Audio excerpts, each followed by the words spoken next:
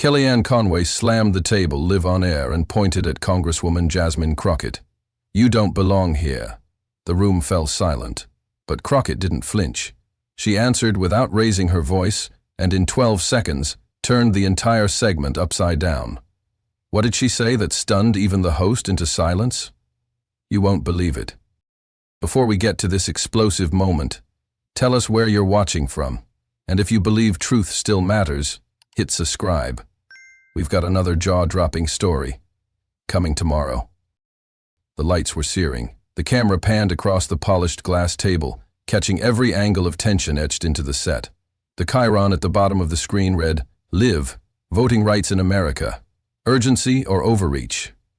On the left sat Kellyanne Conway, decades deep in political warfare, once a senior counselor to President Trump. On the right, Congresswoman Jasmine Crockett, former civil rights attorney turned rising Democratic star. Two opposing forces, two political languages, separated by age, ideology, and an invisible electric wire of hostility.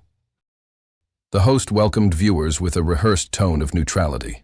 Tonight, we bring you a critical discussion on voting rights. Are we facing a democratic emergency, or is this another partisan overreaction? She barely finished the sentence before Kellyanne leaned in, cutting across her cue cards like a knife through paper. "You don't belong here lecturing the American people," Conway snapped. Eyes narrowed, finger raised toward Crockett.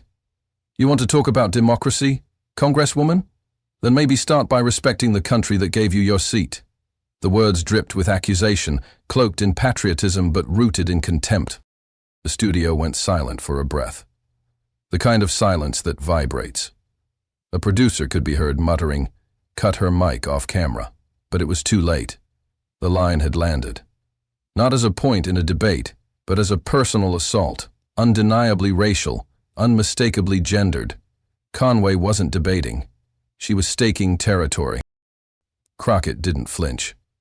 Her eyes never left Conway. She didn't meet the disrespect with anger, nor did she reach for the performative tools of indignation. Instead, she reached for her water. A slow, deliberate sip. The camera caught the stillness of her hands, the calm behind her gaze. When she finally spoke, her voice was lower than expected, almost soft. "When loud voices fail," Crockett said, each word measured like the drop of a gavel, "the truth still speaks." And that was it. No escalation, no raised voice, no shout-for-shout rebuttal. Just a line, just clarity, the kind of clarity that slices louder than any scream. The host looked frozen. Conway was visibly unsettled, shifting in her chair like someone who had fired a cannon but missed. And the audience at home? They didn't need the rest of the segment to know something had changed. This wasn't just a political clash. It was a surgical exposure of style, motive, and power.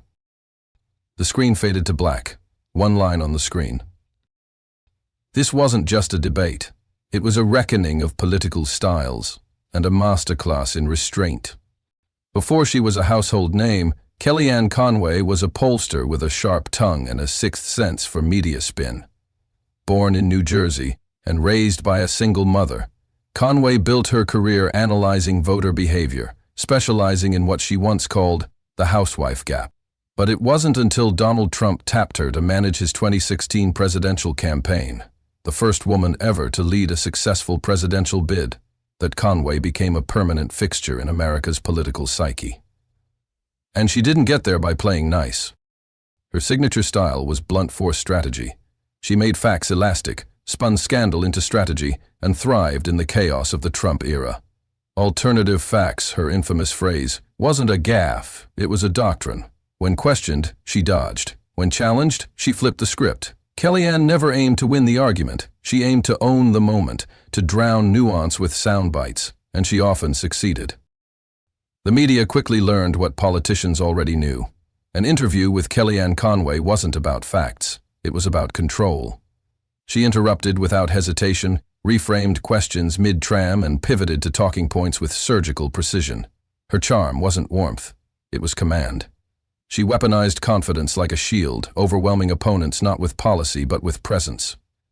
For years it worked. From CNN to Fox News, she steamrolled through panels and segments, rarely yielding ground. But the post-Trump years had been less kind. With the former president out of office and his grip on the media narrative slipping, Conway's spotlight dimmed, her book tour fizzled, her appearances grew fewer, her voice less amplified. What was once dominance began to feel like desperation, and like many political operatives past their peak, Conway saw controversy not as a risk, but as a path back into relevance. When she accepted the invitation to a primetime debate on voting rights, the decision wasn't spontaneous. Her inner circle had been pushing her to go viral again, to provoke, to punch, to remind America why she once ruled the news cycle. The idea was simple: take the stage, dominate the airtime, make headlines by morning. Backstage at the studio, her demeanor was cool but purposeful. She scrolled her phone absently, ignoring the producer briefing. Her aide leaned in, whispering with a smirk, "This one's young. She'll fold fast. Hit her early." Conway didn't look up. She just replied, "Easy target." But what Conway hadn't calculated was the shifting mood of the American public. People weren't tuning in for volume anymore. They were tuning in for clarity, for truth without theatrics. And her opponent that night, Congresswoman Jasmine Crockett, wasn't just another first-term Tim Democrat.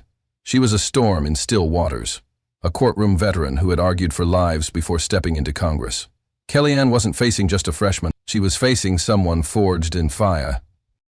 Before Jasmine Crockett stepped into Congress, she stood in courtrooms fighting for people who had no one else. As a public defender in Texas, she didn't choose easy battles. Her clients were often the forgotten, wrongfully accused, silenced by a system designed to break them. That's where she found her voice. And unlike the political voices that yelled to be heard, Crockett's power came from stillness. She didn't need to raise her voice. Her facts did that for her.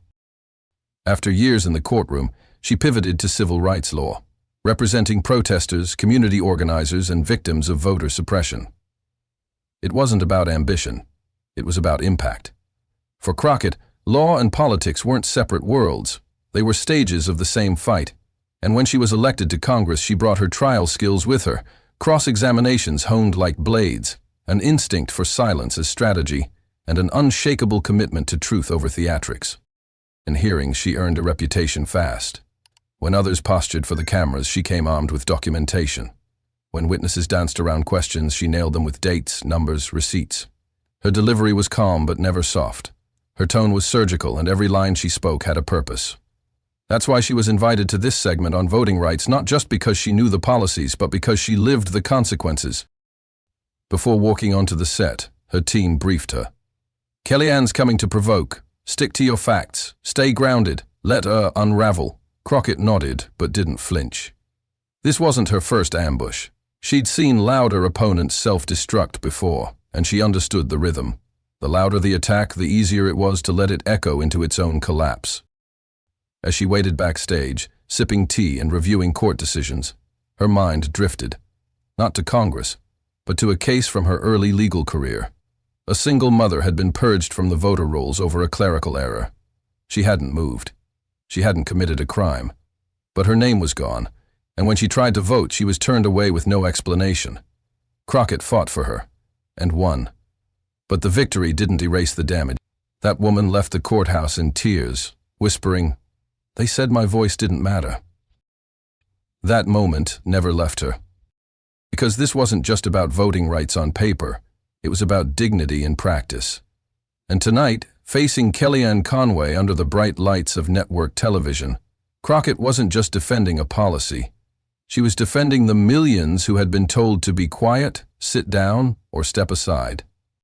She adjusted her blazer, took one last breath, and as the cameras began to roll, she reminded herself of her core principle. Some shout to be heard. I listen to understand, and speak to be remembered. The studio lights reflected off the polished surface of the table, but it was Kellyanne Conway's voice that first cut through the air.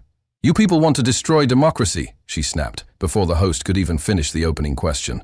Her words weren't a rebuttal. They were a strategy, sharp, vague, impossible to ignore. The host glanced over, startled by the immediate escalation. But Conway was already in full campaign mode, leaning forward, index finger raised, eyes locked on Jasmine Crockett. Crockett sat still. She hadn't said a word yet. Her smile, calm, unreadable, never wavered. That only fueled Conway more. "You come here with your perfectly rehearsed sound bites and pretend like this is some law school debate," she barked. "But real Americans are fed up. They don't want lectures. They want their country back." The audience murmured. Producers in the control room exchanged looks. The segment wasn't even 5 minutes in, and already it had gone off screen. Conway's tone wasn't just passionate, it was prosecutorial. Each sentence ended like a gavel drop. "Tell the truth," she demanded. "Do you even believe in voter ID? Or are you just here to say whatever your base wants to hear?" Crockett tilted her head, blinked slowly, and gently sipped her water. No retort, no flinch, just presence. Behind the camera, a floor manager signaled to slow the pacing, but it was too late. Conway had taken control, not through substance, but sheer speed. She launched into a story about a grandmother in Michigan who allegedly had her ballot stolen. "This isn't theory, it's theft," she declared. "It's why your side keeps losing in court, because truth matters." Still, Crockett remained still. Her smile was surgical, controlled. She shifted in her seat slightly, adjusted the microphone, and waited. She wasn't stalling, she was absorbing. That's when Conway snapped again. "You sit there smiling like you're above this," she hissed, her voice cracking. "Like the rest of us are playing checkers and you're playing chess." Her fingers tapped the table.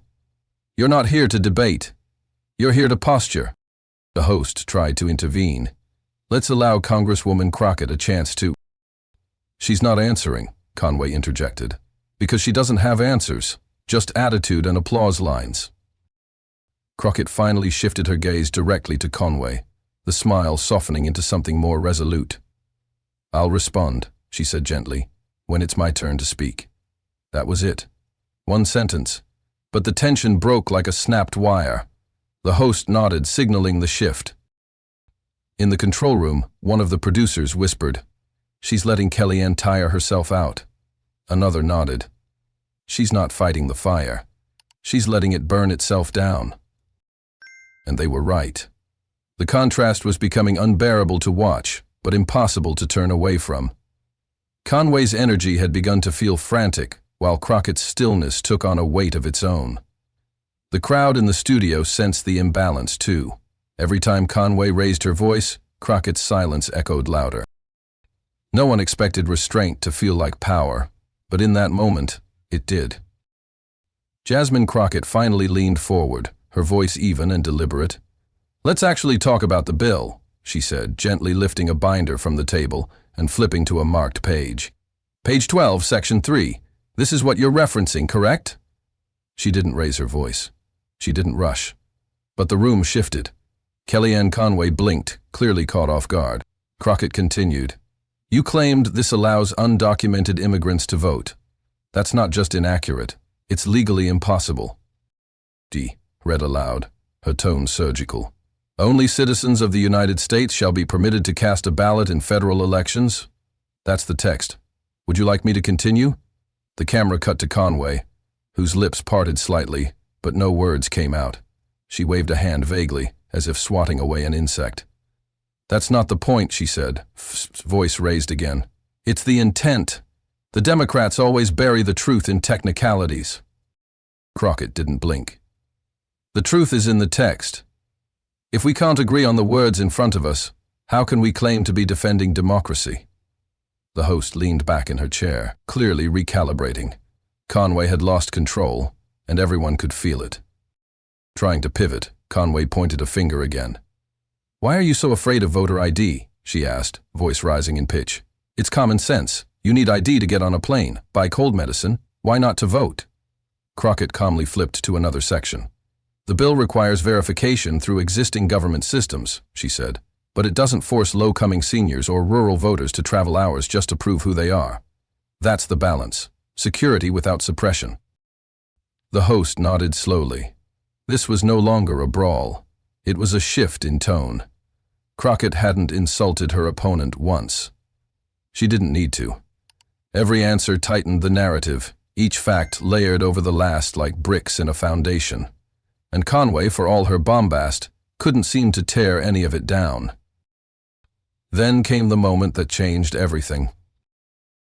Crockett looked straight at Conway, eyes steady, voice soft but cutting.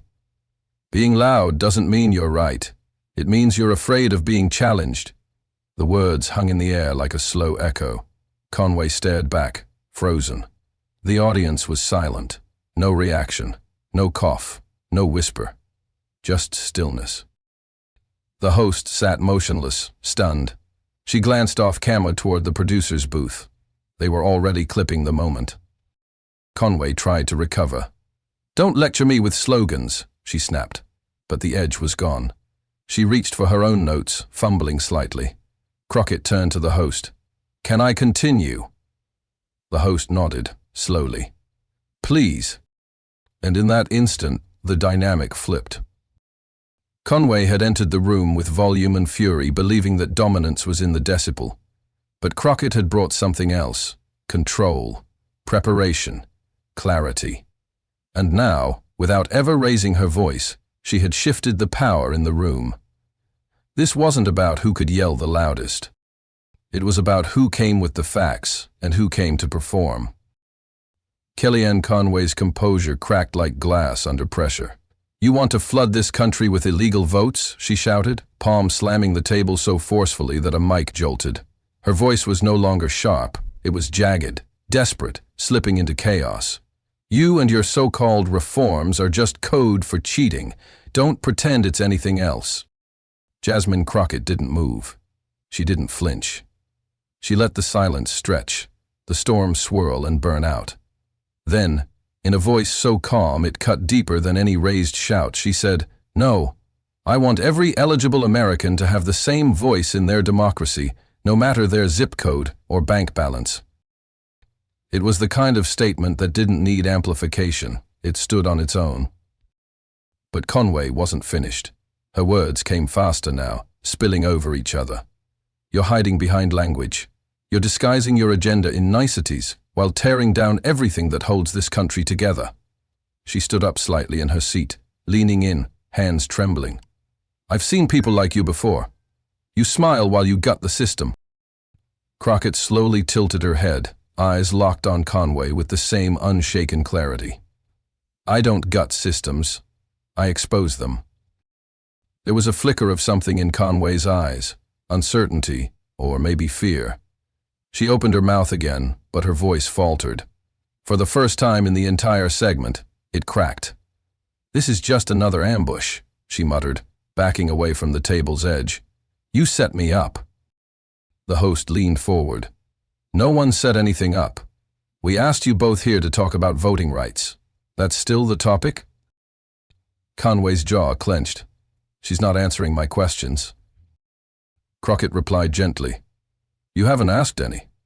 You've shouted your fears, not posed a single policy point." Her voice was unhurried, even sympathetic. "And that's the difference. I came here to debate ideas. You came to project anxiety." That was the kill shot. Not cruel, not mocking, but so rooted in truth, it made the air in the studio thinner. Conway turned to the camera, trying to reclaim footing. "I care about this country more than she ever will," she said, jabbing a finger in Crockett's direction. "I've been in the trenches. And I've been in courtrooms, defending those whose voices you try to erase," Crockett responded. "You call that a trench? Try representing someone who lost their right to vote over a typo." Her voice didn't rise. It softened. And in doing so, it silenced everything. That's when it happened. Crockett leaned back slightly and said, "I don't raise my voice because I don't need to hide behind it." She wasn't angry. She wasn't smug. She was resolute. The kind of resolute that made people lean in because they knew they'd just witnessed something rare. The host looked over to the control booth. A hand signaled. "We have to take a break," she announced, her voice thin, her eyes wide. The screen cut to commercial. But the clip? It had already started its journey. By the time the show returned from break, social media was ablaze. Conway's spiraling, Crockett's stillness, the shifting tides of who really held the power, all of it had been captured in 90 seconds. And it wasn't even noon yet. The clip was barely off air before it detonated across the internet. Within minutes, Crockett trended worldwide. Not because she shouted, not because she stormed off, but because she didn't flinch. She didn't blink, she didn't break. And in a world saturated by screaming pundits and political meltdowns, that made her unforgettable. Her final words, delivered without raising her voice, were clipped, captioned, and shared with reverence. I don't raise my voice because I don't need to hide behind it. In a digital space addicted to spectacle, it was restraint that broke through. Hashtags exploded. Croppy calmed. Conway collapse. Truth with receipt. TikTok creators lip-synced the exchange. One user layered Crockett's line over slow-motion footage of natural disasters. Hurricanes, wildfires, floods, cutting suddenly to her composed face. Another stitched it with a compilation of powerful women throughout history, maintaining composure in chaos. Coretta Scott King during riots, Anita Hill before the Senate, Michelle Obama on campaign trail. The caption read, "Lineage of grace under pressure." Black Twitter was first on the scene. One tweet went viral. She let the storm pass and was still standing. That's not calm. That's control. Another echoed the sentiment. Kellyanne came for a brawl. Jasmine brought a blueprint. The flood of commentary wasn't just praise, it was validation. Communities long dismissed for being too loud, too passionate, or too angry, now rallied around someone who wielded calm like a sword. Crockett didn't conform to silence. She redefined strength. Merchandise websites jumped in within 24 hours. T-shirts printed Crockett's quote in bold white text across a black background, sold out by morning. Mugs, notebooks, even custom phone cases read, "I don't raise my voice." One limited edition hoodie added a second line on the back, "Because my facts are louder than your fear." Educators posted clips in classrooms. One middle school civics teacher shared, "We used the debate as a lesson in rhetorical power. The students wanted to talk about composure, not just politics." Even veterans, normally skeptical of political showdowns, shared their respect. A retired Marine Corps officer posted a 90-second video simply saying, "What I saw was tactical." She waited, assessed, then struck once with clarity. That's how you win without body count. The video was shared across veteran forums, prompting a larger conversation about emotional intelligence and leadership. One commenter wrote, "I've seen men with weapons lose control faster than Conway did." Crockett didn't move, and yet she moved the room. In every pocket of American discourse, from Gen Z satire to seasoned civic classrooms to retired military chat boards, the reaction was unanimous. Crockett didn't just win the moment. She shifted the frame. In an era where political confrontation is often reduced to who can shout loudest or insult fastest, Crockett flipped the script. She brought the volume down and raised the standard. And what lingered wasn't just the clip. It was the silence she created. That sudden, arresting pause in the studio when Conway faltered, and the host stared speechless, and the audience seemed to hold its collective breath. That became the signature of the moment. Not the chaos, not the collapse, but the stillness that followed Crockett's final word. That stillness echoed online too. One tweet, shared over 3 million times, said simply, "This is what power sounds like, when it no longer needs to shout." CNN's control room went into full lockdown mode. Producers scrambled behind the scenes trying to decide how to frame what had just happened. Caitlin Collins had been trained to command segments, not collapse under the weight of her own condescension. But that's exactly what America had just witnessed. And now, the question wasn't if they'd respond. The network's first move was telling, no apology, no official statement, just a vague press release sent out the next morning, calling the interaction a spirited exchange that reflects the diversity of opinion in American political discourse. It rang hollow. Social media dragged it within minutes. One journalist wrote, "Calling it spirited is like calling a car crash dynamic." Another reposted the release with a caption, "Translation, we're too embarrassed to say anything meaningful." Meanwhile, other networks pounced. MSNBC led with the headline, "Crockett holds the line. Calm defeats chaos." The View dedicated an entire Hot Topics segment to the showdown, with hosts Whoopi Goldberg and Sunny Hostin praising Crockett's surgical restraint and calling it the beginning of a new era in political debate. Late-night television wasn't far behind. On The Daily Show, the new guest host opened with, "Caitlin Collins learned what happens when you try to yell." Stephen Colbert called it a masterclass in weaponized calm. He played the clip of Crockett's viral line and let it sit in silence before saying, "That, my friends, is how you land a punch without lifting a fist." The crowd roared. But it wasn't just entertainment. It was analysis. And it was everywhere. Op-eds began to flood major newspapers. The New York Times ran a Sunday headline that read, "The End of Scream Politics." The article chronicled how the public, exhausted from years of shouting heads and media theatrics, was now gravitating toward a different kind of strength. The Atlantic published a piece titled, "Grace is the New Power, Move," highlighting Crockett's refusal to match Collins's aggression as an intentional strategy. It wasn't silence, the writer argued. It was precision. Even The Washington Post featured an editorial breakdown of the rhetorical dynamics of the encounter, comparing it to historical debates between women of color and institutional media gatekeepers. One expert wrote, "Crockett's performance wasn't passive, it was defiant in its discipline. That's what made it revolutionary."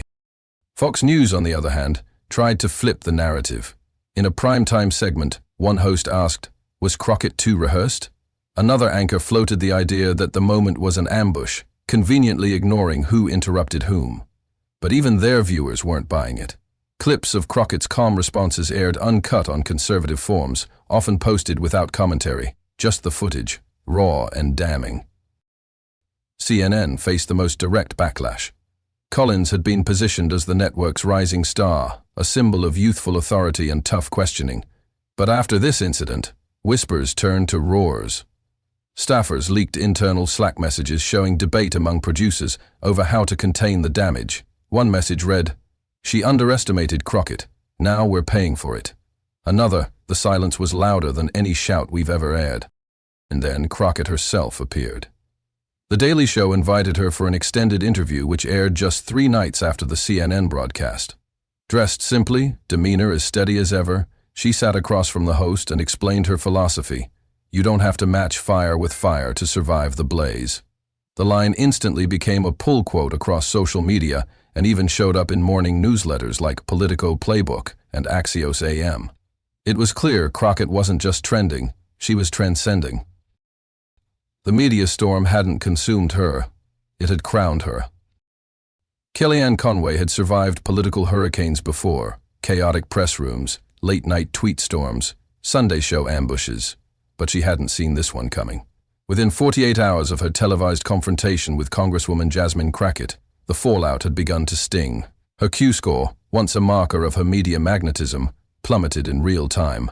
Conservative booking agents went silent. Podcasts quietly rescinded invites. A speaking tour she'd lined up for conservative women in leadership, postponed indefinitely. Her initial response on social media did little to stop the bleeding. She posted a long thread attempting to reframe the event. "I was standing up for American values and got talked over by someone who thinks silence is clever." The first tweet got 10,000 replies, almost all hostile. The ratio was brutal. One user wrote, "Kellyanne, you got outclassed by calm." Another replied with a simple screenshot of Crockett sipping water mid-debate, captioned, "Grace wins." When Conway tried to go on Fox News to control the narrative, even her usual defenders tread lightly. One segment host said, maybe next time she'll remember that not everyone plays by the screen book. A few hard-right pundits rallied to her side, but the defense came off as desperate. The footage spoke louder than any commentary. Meanwhile, leaks from within Conway's own circle only made things worse. A Polito report cited anonymous staffers who described the debate as an unforced error. One aide was quoted saying, "We didn't prep her for that level of control from Crockett. She went rogue and thought she could steamroll the segment. Instead, she got flattened." The line circulated like wildfire. Another leak revealed internal strategy memos sent before the show.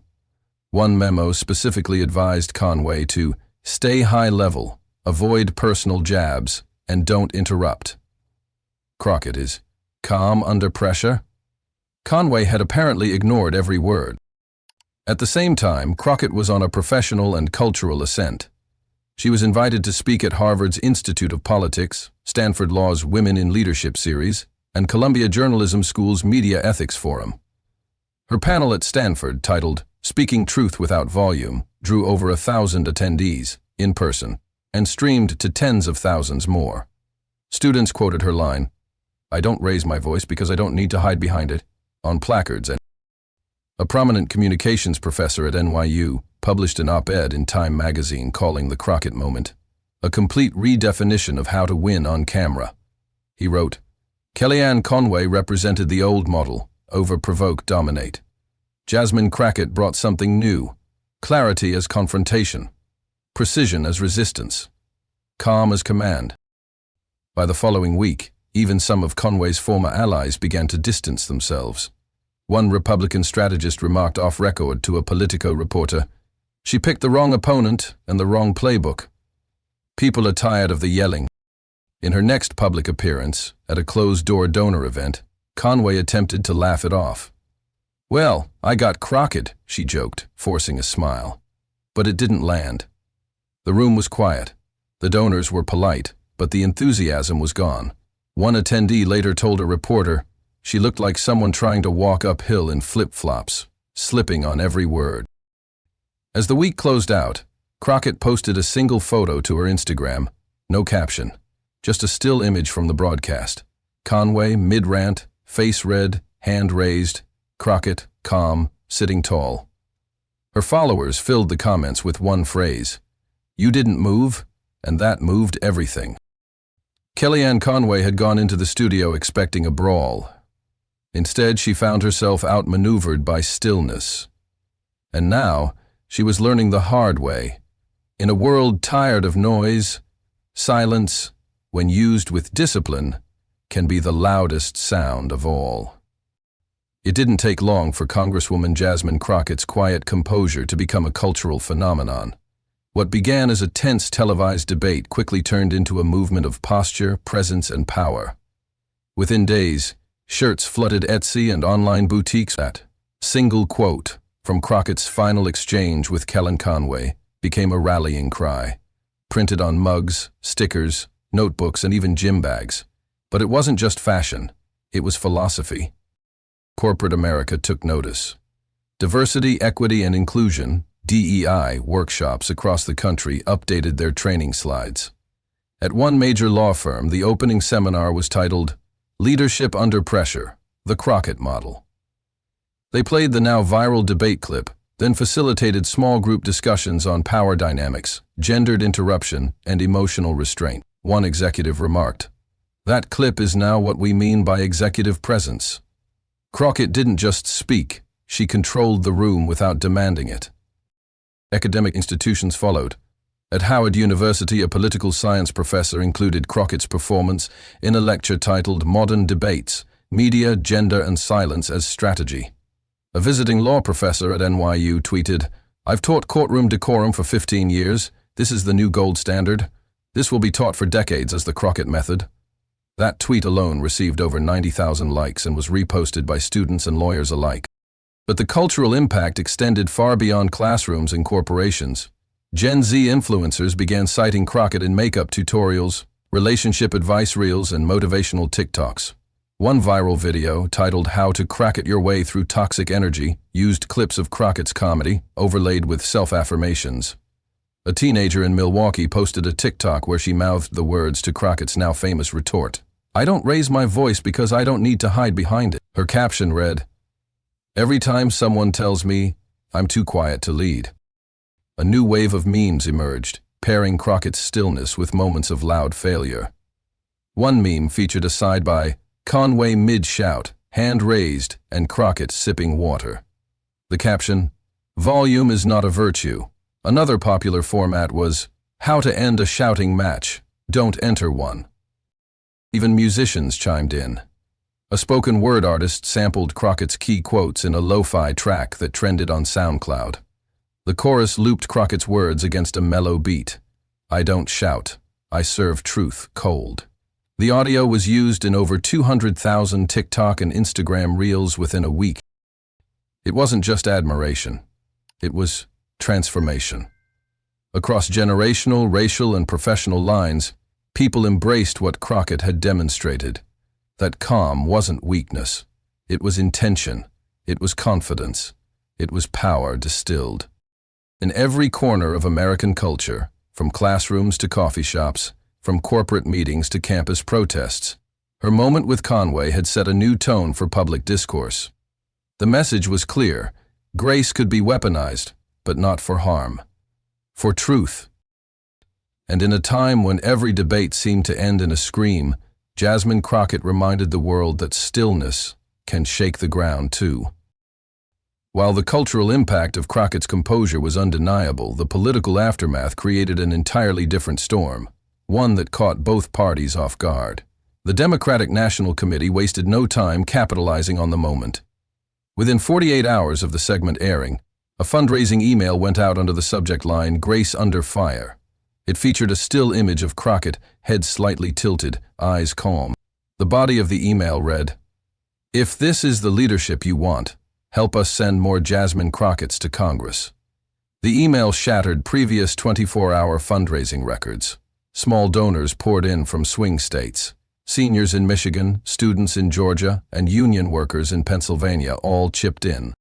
The party's digital arm immediately cut a 30-second ad, juxtaposing Crockett's steady tone with chaotic outbursts from prominent conservatives. The final frame, Crockett saying, "I don't raise my voice because the facts speak for me." The DNC circulated it across battleground states, and it gained millions of impressions in days. Independents responded with even more enthusiasm. Focus groups in Wisconsin, Arizona, and North Carolina showed a consistent theme: presidential demeanor. One retired Navy officer in a swing county put it bluntly, "She looked like the adult in the room. I'm not even a Democrat, but I'd follow that kind of leadership." Political strategists noticed the shift. One noted on MSNBC, "She didn't just win the moment. She moved the middle." That's rare. But the GOP wasn't unified in response. Some doubled down, blaming Conway for mishandling the opportunity. A conservative PAC quietly pulled funding from a joint media venture she was involved in. Others warned that Crockett's rise was more than just a viral moment. It was a brand of power they hadn't accounted for.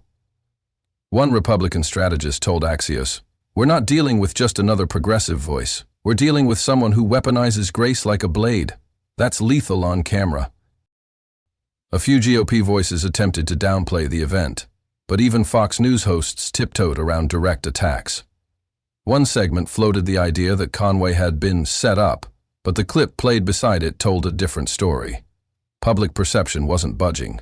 Even conservative women's groups distanced themselves, saying they preferred issues-driven debates and would no longer feature Conway as a keynote speaker. Meanwhile, Democratic operatives began whispering, was Crockett being positioned for something more? Vice president, Senate seat, cabinet role? Political rumor mills spun fast. One column in The Atlantic suggested, "She didn't destroy Conway, she revealed her. And that's more dangerous in American politics." Twitter threads buzzed with speculation. One tweet that went viral read, "Kamala's calm meets Michelle's poise meets Barack's clarity equals Jasmine Crockett." A few top-tier consultants who previously worked with presidential campaigns reached out to Crockett's team. Not to pitch, just to get coffee. One said off-record, "We just want to be in her orbit." In closed-door DNC strategy meetings, her name appeared on whiteboards more than once. Not for 2024. But the future? Wide open. In the end, it wasn't just a televised win. It was a seismic shift. Jasmine Crockett had shown that dignity wasn't just performative. It was political. And in an era where shouting wins headlines, she had done something rarer. She'd earned trust. The fallout wasn't a collapse. It was a coronation. What Jasmine Crockett proved that night wasn't just that she could outthink Kellyanne Conway. She proved that composure is not weakness, that facts don't need volume to land with force. That truth, when delivered with clarity and calm, becomes undeniable. In a world where political debate often rewards the loudest voice in the room, Crockett changed the rules. She didn't raise her voice. She raised the bar. Her moment wasn't about personal triumph. It was about redefining how we show up in spaces designed to rattle us. She faced a seasoned media manipulator with years of experience spinning chaos into headlines and dismantled her using nothing but truth and control. She gave a masterclass not just in rhetoric but in values, respect, patience, power without posturing, and the entire nation took note. But this wasn't just about a single televised moment. This was about what leadership can and should look like. Jasmine Crockett represented a generation of Americans who are tired of performative politics, who want real conversations, real policy, and real integrity. She didn't let Conway set the tone. She reclaimed it, and when millions of viewers watched her hold her ground, they saw something deeper than a clapback. They saw a standard. So if this story resonated with you, don't just let it be another clip in your feed. Make it a movement. Share this video. Tag someone who thinks grace is weakness. Post it with truth and truck it calm. Because every time we amplify voices that lead with dignity, we change what the world expects from its leaders. And if you believe in the kind of leadership Jasmine Crockett embodies, steady, factual, unshakable, subscribe to this channel right now. Turn on notifications so you don't miss the next moment that shakes the room. Drop a comment below. What was the moment that hit you hardest? The stare, the quote, the silence? And finally, let this be your reminder.